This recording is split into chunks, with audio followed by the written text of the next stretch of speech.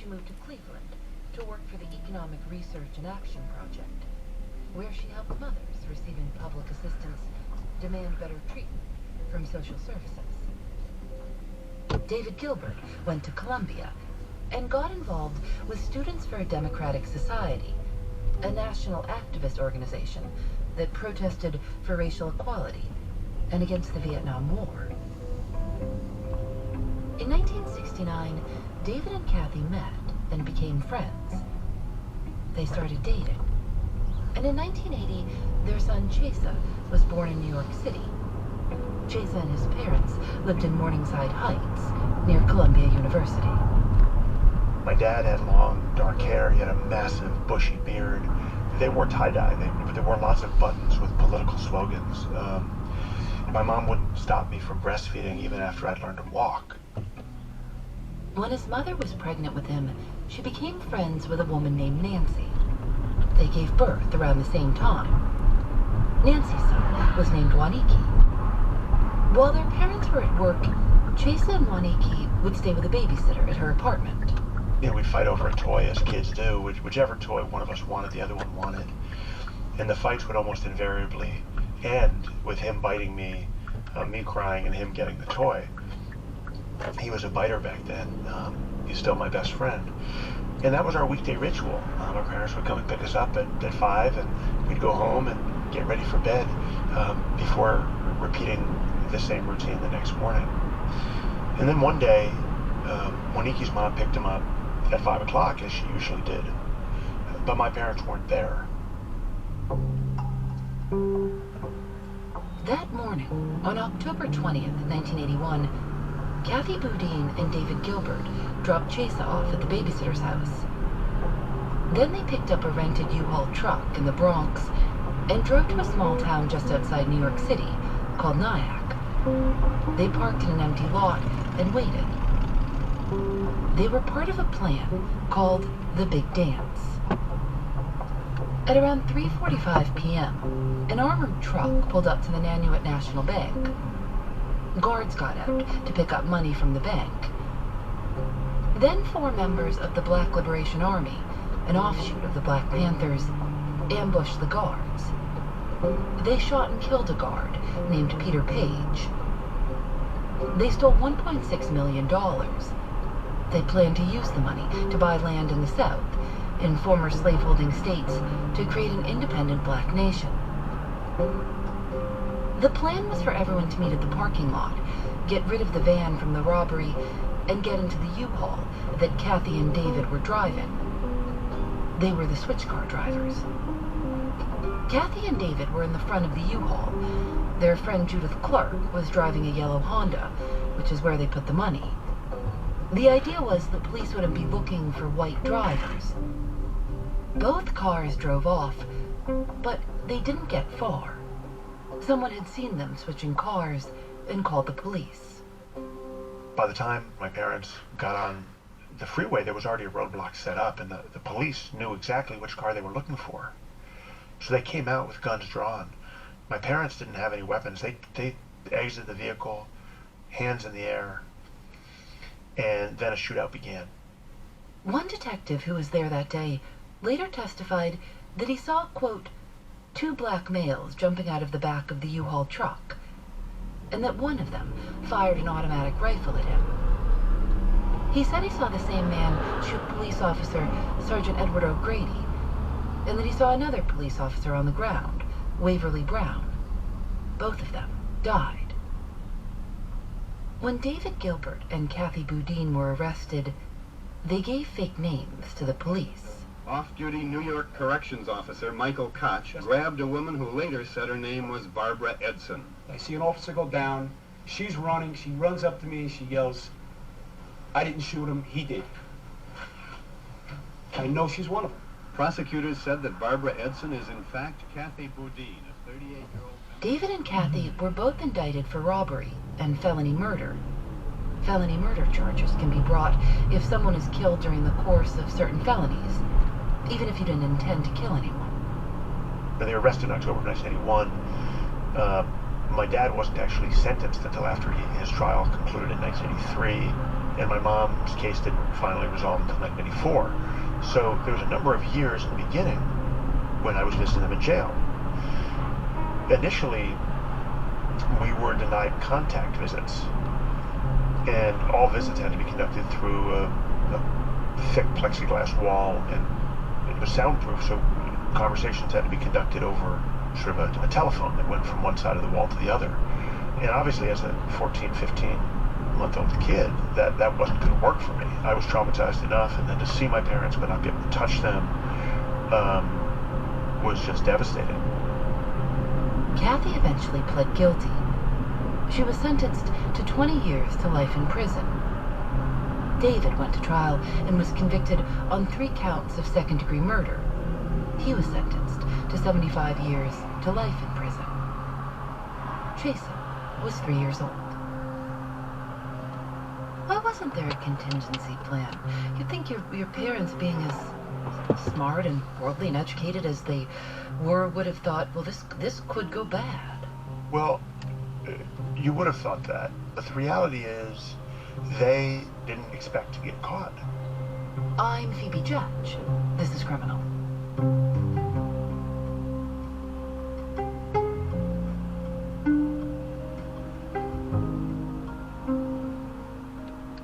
What did you know about the Weather Underground when you were growing up? Well, I knew an awful lot about it compared to most kids my age, that's for sure. I knew that all 4 of my parents had been members of the Weather Underground. I knew that the Weather Underground had been a radical, mainly white group that sought to do what they referred to as armed actions to fight against U.S. imperialism at home and abroad, as they would put it. Many of them had been members of Students for a Democratic Society.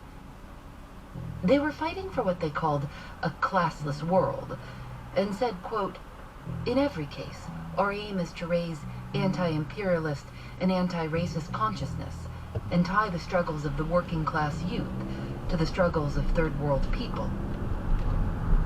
By 1970, they were building bombs and planned to target police and military buildings. In March of that year, while building bombs in a Manhattan townhouse, a bomb went off accidentally. The explosion killed 3 members. Kathy Boudin was one of 2 survivors.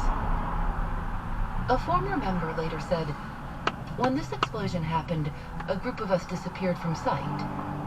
That was really the official beginning of what came to be called the Weather Underground." The name is a reference to a Bob Dylan song, "You don't need a weatherman to know which way the wind blows."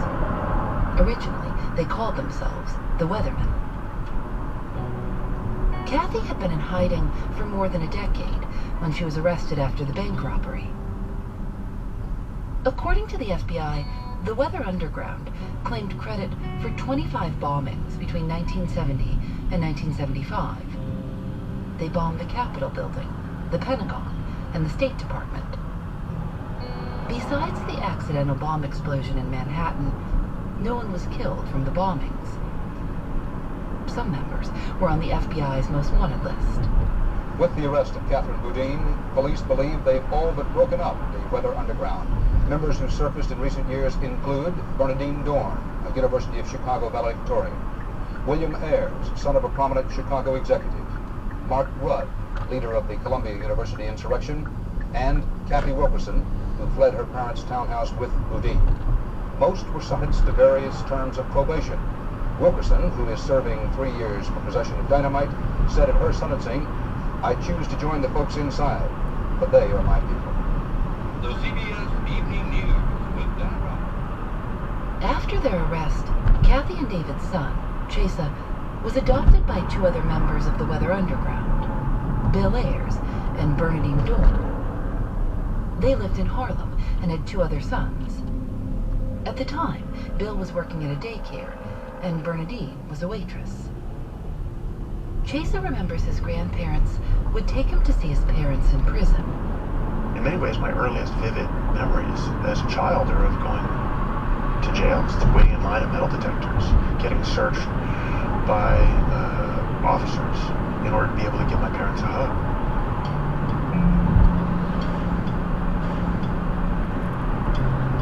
Kathy Boudin was eventually sent to Bedford Hills Correctional Facility, a maximum security women's prison just outside of New York City.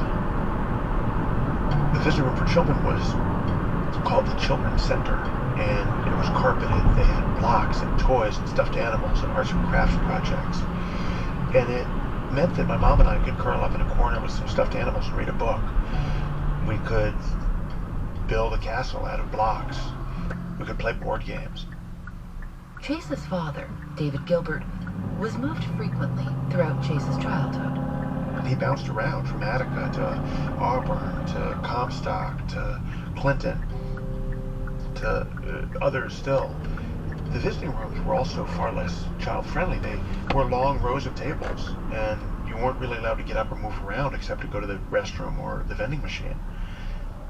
It was really tough as a 3-year-old, a 5-year-old, an 8-year-old, a 10-year-old, even a 12-year-old to sit across a table from my father and speak to him for 5 or 6 hours straight. It's just not how kids interact or build relationships. Luckily, my father's prisons, unlike my mom's, had access to what was known as the Family Reunion Program. Trailer visits is what we called them. They were overnight visits where immediate families of incarcerated men could go into the prison and they could spend about 48 hours in the prison in a separate part, essentially in a trailer home. For me, it allowed my dad to help me with my homework. It allowed us to have pillow fights. It allowed him to put me to bed. It allowed us to cook meals together and to step out in front of the trailer and throw a ball back and forth. I would do those overnight visits usually twice a year. And if it weren't for those visits, I just can't imagine that I'd have much of a relationship with my dad at all. In 1987, Chase's adopted family moved from New York to Chicago. In order to visit his mother and father, Chase would have to get on an airplane. He started flying as an unaccompanied minor at 5 years old. Sometimes his grandmother would meet him at the airport. Sometimes Waniki's mother, Nancy. And other times, friends of his parents would pick him up. He didn't always know them. There was one visit, for example, that I had planned with my dad, a trailer visit, where I must have been 9 or 10 years old. My adopted parents, Bill and Bernadine, dropped me at the airport and took me through and waited until it was time to board the plane, and then I boarded and they said goodbye. And then, as often happens, there was a delay, there was a mechanical issue, we had to deplane. The delays got longer and longer, and I got scared. I was scared about the mechanical issues on the plane. I was scared about whether the people who were supposed to pick me up, who I didn't know, were going to know about the delay and be there to get me on the other end. And I just decided I didn't want to go. I made the flight attendant call my parents. I made them come back and pick me up, and I skipped that visit.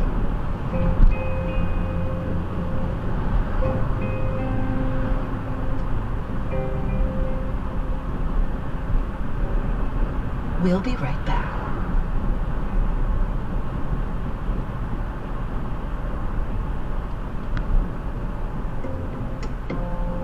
Thanks to HelloFresh for their support. It's a busy time of year, and HelloFresh can make a home-cooked dinner feel simple. They do all the shopping and meal planning for you, and ingredients arrive at your doorstep, pre-portioned and ready to cook. Even if cooking isn't your favorite thing in the world, preparing a HelloFresh meal is easy.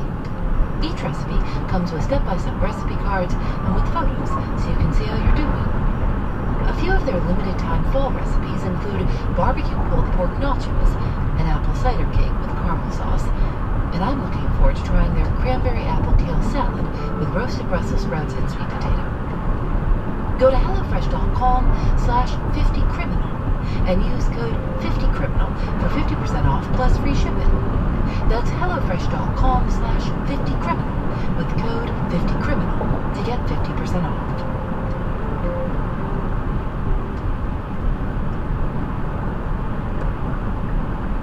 Based on the true story of the double life behind a double homicide, Murdoch Murders the Movie is a must-see two-night event starring Bill Pullman as Alec Murdoch. For years, the Murdoch family were a local dynasty in the South Carolina Lowcountry.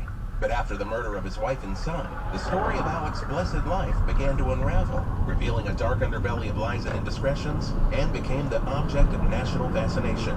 Premiering tomorrow at 8, tune into the 2-part Lifetime original, Murdoch Murders the Movie, part of truly unbelievable movies, only on Lifetime. Chase Boudin grew up on the south side of Chicago with his adopted family, Bill Ayers and Bernadine Dorn, and their 2 sons. Bernadine was a law professor at Northwestern, and Bill was a professor at the University of Illinois, Chicago. Do you remember when you were little, what you would tell your classmates if they were asking what you were doing that weekend? Unlike most kids with incarcerated parents, I never was taught to be ashamed. As a kid, I actually felt much more comfortable when people around me knew that my parents were incarcerated. When I would go to school, first day of school, first grade, and a whole class of new classmates to meet, inevitably somebody would say, or a teacher going around would say, what does your dad do? Or what does your mommy do? I would immediately say, well, I have 2 sets of parents. My biological parents are in prison. My dad's job right now is to mop the floor in the prison. My mom's job is to teach a literacy class to other incarcerated women. I wanted kids around me to know. I wanted it to be transparent, and I didn't see any reason to be ashamed at that point. And I didn't want to lie. If somebody had a problem with the fact that my parents were incarcerated, let's just move on right now. And so, yeah, people knew about it, and it was just kind of part of the dynamic. My friends knew, their parents knew, school teachers knew. It was just part of life. As Chesa got older, he started playing soccer and baseball. He joined the school swim team and started doing Model UN. But I definitely continued to visit.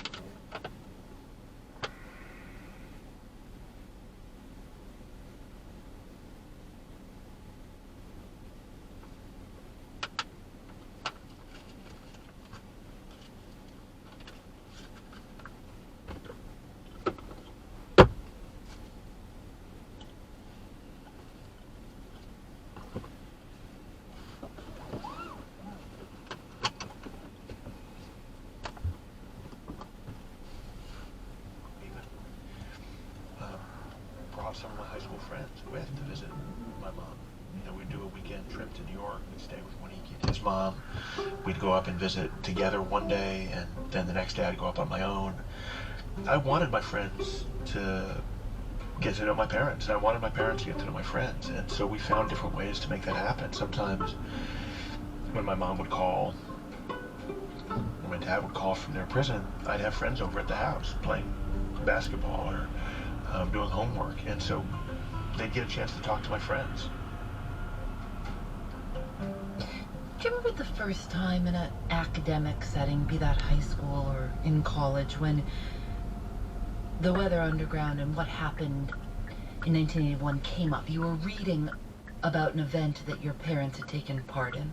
I mean, I know you knew and everyone talked about it, and there was no secret, but the moment when it was being taught in some way, did that happen? I think the first time that I directly studied the radical political history of the 1960s and 70s academically was when I was, I think, a sophomore in college, and I took a class focused on the Black Panther Party and the Black Liberation Army and other similar groups that my parents had done work in solidarity with. And one of the things that stood out of it was that by 1981, the mass movement around the civil rights movement, around the war in Vietnam, around the Black Panther Party, that mass movement was done. And yet somehow my parents were still participating in the most radical fringe, politically motivated crimes that you know you could imagine. And so that was something that the course made me really come more face to face with. Was like, I understood what motivated them. I understood the history that led to their radicalization. I understood that even though I disagreed with their tactics, that, you know, broadly speaking, their values were solid anti-racist values. But then to try to make sense of why in 1981 that crime that they were arrested for, why that still seemed like a good idea or something that could possibly be helpful rather than hurtful, that was a whole new series of conversations I had to have with them. Did anything get more complicated for you? Yes, but I don't know that it was that course in particular. I think, you know, I have a very detailed memory when I first learned that our school library had microfiche, and I could go back and actually read the New York Times headline on the front page from October 21st, 1981, the day after the robbery. The headline reads, "3 killed in armored car holdup," and describes his mother being brought into the courtroom with her hands, quote, manacled behind her back, dressed in a simple gray prison-issue dress, describing Chase's father, quote, his shoulder-length black hair was disheveled. And I could see the photos and the news depiction of what happened, and I could compare notes with what I'd been told, and I would regularly have conversations with them, almost constantly, about what they did. And sometimes I'd ask the same question over and over again for years on end. Why did you risk losing me?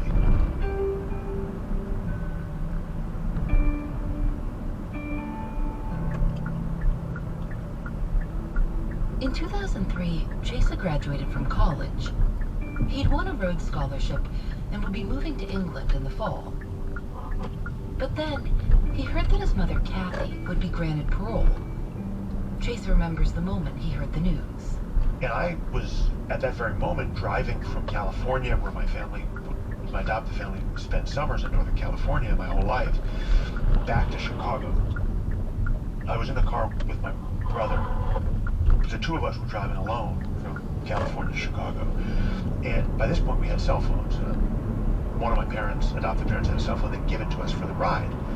And we got a cell phone call as we were somewhere in the middle of Nebraska telling us that my mom had been granted parole. But we didn't yet know the exact day that she would be released. That was up to the New York Department of Corrections and Community Supervision to decide. And of course I wanted to be there to meet her at the prison gates, but we couldn't exactly time it or predict it. And I only had a couple of weeks before I headed off to Oxford to start my Rhodes Scholarship. And I had a lot of things I had to do, including go visit my father for a trailer visit, for an overnight visit with him. So I flew to New York, and I was hoping that my mom would get out while I was there. I was there waiting. But after a couple of weeks, Chase still had no news about when his mother would be released. His visit with his father was coming up. He remembers that once the trailer visit started, he would have no internet and no phone for 48 hours. No one would be able to contact him. And I had to make a difficult decision. Do I go ahead with the visit to my dad and risk not being there, not even knowing when my mom gets out, or do I skip this visit with my dad, knowing that I'm off to England and the next time I see him may not be for over a year? So I made the decision to go ahead and see my dad. And it was on the last day of that trailer visit, as we were packing up, cleaning the trailer for the next family, packing up clothes and leftover food, that we heard on the radio that my mom had been released that morning. Chaser remembers that it was a few days before he could see her. He flew home to Chicago and then to New York City. And this time, his mother picked him up at the airport. My mom and her best friend Nancy, Waniki's mother, the one who picked me up at the babysitter all those years ago when my parents got arrested, drove to the airport, and they were there waiting with flowers and a fruit smoothie that they'd gotten from like a Jamba Juice. And my mom was waiting right where you come out of security at the airport, LaGuardia Airport. She had a smoothie in one hand and a big bouquet of sunflowers in the other to greet me as I came out of the airport. How did your visits change once you were able to see your mother freely? Being able to go to a restaurant, being able to go for a walk in Central Park, being able to go visit her childhood home where she grew up, those things were really significant differences. Being able to, have private conversations and not have our visits observed by correctional officers. I mean, there were countless, infinite differences in what it meant for us, being able to ultimately go on adventures once she got permission to travel, being able to show her the house I grew up in Chicago, or take her to my favorite places in the city. It was radically different.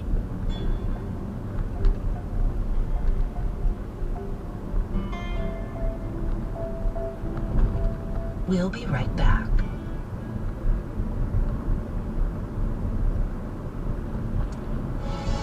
Reboot your credit card with Apple Card. It gives you unlimited daily cash back that can earn 4.15% annual percentage yield when you open a savings account. A high-yield, low-effort way to grow your money with no fees. Apply for Apple Card now in the Wallet app on iPhone to start earning and growing your daily cash with savings today. Apple Card subject to credit approval. Savings is available to Apple Card owners, subject to eligibility. Savings accounts by Goldman Sachs Bank USA. Member FDIC. Terms apply.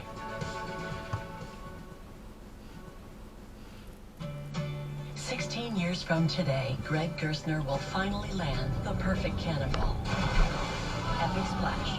Unsuspecting friends.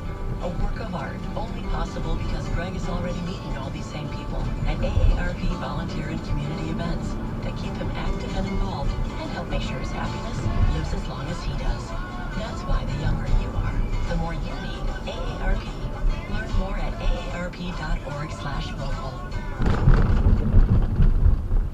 What was your parents' reaction when you decided to go to law school? On the one hand, I don't think they were surprised. It was something that had sort of been in my personality and in my blood since I was a kid. I mean, my adoptive mother was a lawyer. My biological uncle was a federal judge. A lot of the people in our social circle who I grew up seeing as role models and mentors were lawyers. On the other hand, my father had chosen to represent himself at trial. He'd chosen not to have the assistance of a lawyer. And there was a level in which he and my mom, I think to a much lesser extent by that point, had, at least in the 70s and 80s, seen lawyers as part of the system. And so I think there was a level of maybe trepidation about what direction it would take me in, but for the most part they were thrilled and supportive. Your mother was sentenced to 20 years in prison, your father 75 years. How did you feel about their sentences when you were younger? And then did that, or how did that change once you yourself became a lawyer, district attorney? As a kid, 4 or 5 year old kid, when my parents had both been sentenced, the numbers seemed impossibly large. I couldn't really even make sense. I didn't know enough math to figure out that the 20-year minimum my mom had received was 5 times my age at that point. I just literally didn't have the math or the ability to even comprehend what a 20-year minimum sentence was, and I didn't easily understand what it meant that it was a minimum, that she might not even get out then, that it would be up to the parole board, that we really had no idea when or if she'd get out. 75 years was a life sentence. And so I came to terms very early with the likelihood that at least my father would die in prison, absent extraordinary circumstances. That was a difficult thing as a kid. It was a hard thing. When I went to law school, I remember I took criminal law. And the first day, it was a big lecture class. It was maybe a couple hundred students in the classroom. And the very first day of class, the professor gave a hypothetical. And it was supposed to be dramatic, and it was supposed to be an obscure area of law that nobody on their first day of criminal law would be familiar with. It was this fact pattern where 2 people are walking down the street, and one of them says, "Hey, let's go rob that guy," and the other one goes over to rob the guy and ends up shooting and killing him. And the question is, what can the first person, not the one who actually did the robbery, but the one whose idea it was, be charged with? And I raised my hand immediately, because I know there's this legal doctrine in the United States called felony murder that allows prosecutors in most states, but not all, to prosecute anybody who's participating in a robbery or other serious felony with murder if somebody gets killed, no matter what their role was. And that's why my parents were convicted and prosecuted for murder, even though they didn't personally hurt anybody. So, as I studied the law, it came up again and again in different ways. When I became a prosecutor, all the more so. And as I thought about proportionality and trying to have consequences for people who commit crimes that are proportionate to the harm that they've caused, my parents' case was a constant reminder that the criminal justice outcomes in this country are arbitrary. My parents did exactly the same thing. They were both in the front of a switch car. They were both unarmed. They were both arrested that day. My father ended up with a 55-year additional minimum sentence on top of the 20 years my mom was given. So when I was a public defender, the stakes were vivid for me. It wasn't just about their freedom, it was also about their kids and their families. Your father was granted parole in 2021. Do you remember the first time you saw him? As soon as we got word he was going to be released the next day, I went to the airport and got on the next plane and took a red eye from San Francisco to New York. I went to the house where my father was going to be living in for his first month or so out of custody, and my mom and I had the keys to the apartment he was going to be staying in, and we wanted to get some of my dad's favorite food. We didn't know exactly what time he'd show up, but we went to a corner store, we bought some fruit, got him some coffee, got some yogurt, mainly the things he liked to eat, which is fresh fruit and vegetables, things he couldn't get in prison. We got some flowers. We sat there and we waited. And then Chase's father called. He was with his parole officer and would be at the apartment soon. Chase and his mother went downstairs to wait. It was cold. It was a cold November morning, so we didn't want to wait outside. So we were in the lobby of this apartment building. We could see out the kind of glass doors. And every time a car would pass, we would kind of look out and see if it could possibly be a New York State government car. And for about half an hour, we were looking at every car. No, that's a taxi. No, that's an Uber. No, that's, whatever it is. And then one came up that had government plates, and put his flashers on and kind of pulled up on partially on the sidewalk because it was a narrow street and they didn't want to block traffic, and we knew that must be him. Chesa has a video from that day. So my mom and I went rushing out, big bouquet of flowers, and the doors open, and my dad gets out of the car with two kind of big plastic bags, all of his worldly possessions, everything that he owns in those bags. And we all waited for permission from the officers, the parole officers dropping him off before we even give each other a hug.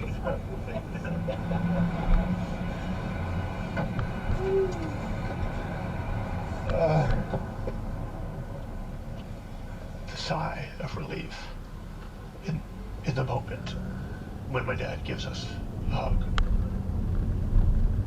That's what I remember the most.